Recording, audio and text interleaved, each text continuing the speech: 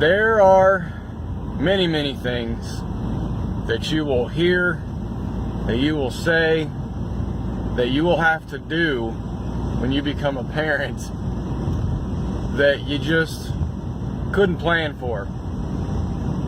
And when you talk to other parents, you realize they go through the same things. Still, doesn't make it any less funny or embarrassing, depends on the situation. But Isaiah has had this uncanny ability since he could talk and since he got out of diapers. He'll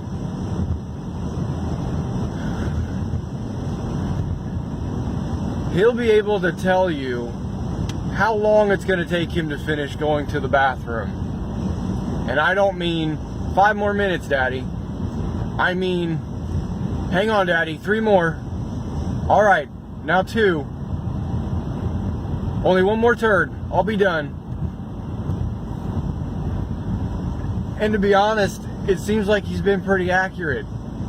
Now, I'm not sure that it's possible to know this, but yesterday he did it again while we were at the restroom in Fazoli's having lunch.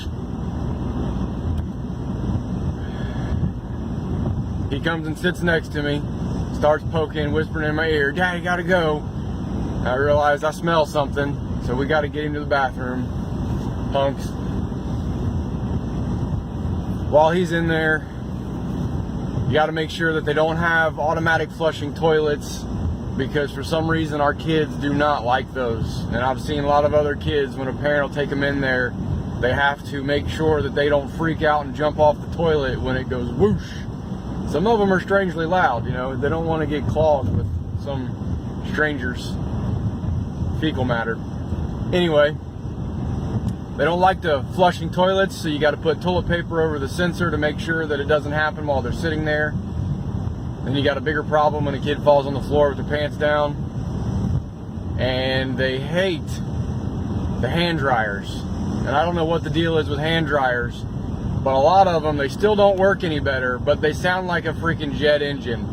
And in order for Isaiah and even Elia to want to dry their hands off, you got to cover their ears. And I've seen parents do that with their kids too. And we just look at each other, we smile, we know what's going on.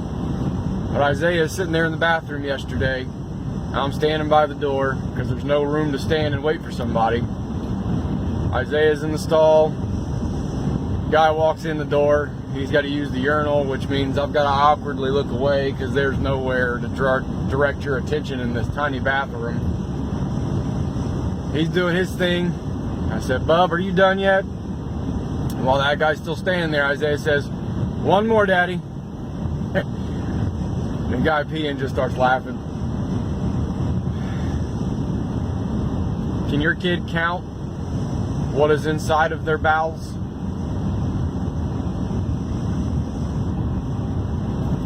And along with that, just last night, it kind of crossed my mind as we're sitting on the couch, and our weekend, probably 75% of our waking hours ended up at the church doing any number of things, really.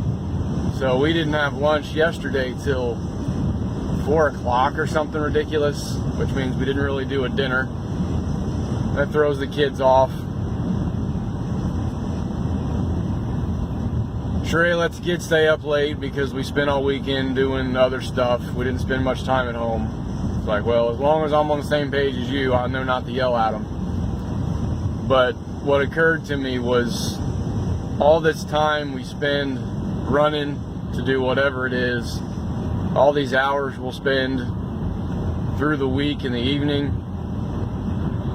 It may be all days on Saturdays, a lot of time on Sundays. We're busy doing stuff that's important nonetheless, but the kids end up feeling like they're being drug along. So what I realized was we need to be intentional about including them more. They may not have a lot of interest, and there may be a lot of things that they just can't really do, but the idea is to raise them up to find things themselves that they're good at, to start an interest, to realize there's things in ministry they can do. You don't have to be a missionary. But when we go there, instead of telling them just be patient, go play, stare at your tablet, stare at your iPod, that's what you brought them for, include them. Because I can't stand the way the kids are stuck on electronics. It's not good for anything except wasting time, literally. So, be purposeful through the week. If you're like us, you're busy with church, don't just drag your kids along so that they dread being there. Eventually they get bored even just being with friends. And the sun's coming out. Make them go outside. My gosh. Put some limits on it. Anyway, that's it for today. Enjoy the week. And as you go through your day, try and count how many you have left. See you later.